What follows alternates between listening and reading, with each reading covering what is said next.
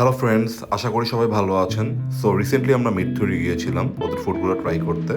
তো এখন যে আইটেমটা দেখা যাচ্ছে এটা ওদের বিফ চিজ গ্র্যাটিনেড। এটা খুবই মজার একটা খাবার। উপরে ওভারলোডেড চিজ, দেন বিফ, দেন মেশড পটেটো, এটা এটা দিয়ে পুরো শেডেড থাকে। তো খুবই টেস্টি একটা ফুড। আর এটা ছাড়াও আমরা নিয়েছিলাম একটা প্ল্যাটার। এটা হলো ওদের পেরিগোটা প্ল্যাটার, যেখানে beef, then Jamaican chicken, beef sausage, chicken sausage, তারপর আপনার বেকন। এটা ছাড়াও তিনটা সাইজ থাকবে এবং সস আইটেম থাকবে আর কি এই প্ল্যাটারের সাথে। আপনার পছন্দ মতো সাইজ দিতে পারছেন। আর এটা ছাড়াও আমাদের এখানে আমরা বেবি ব্যাক রিবস নিয়েছিলাম। এটা খুবই টেস্টি। আমি মাস্ট বলবো যে এই বেবি ব্যাক রিবসটা আপনারা অবশ্যই ট্রাই করবেন, বিকজ এটা আসলে আমার কাছে বেশি টেস্টি লেগেছে।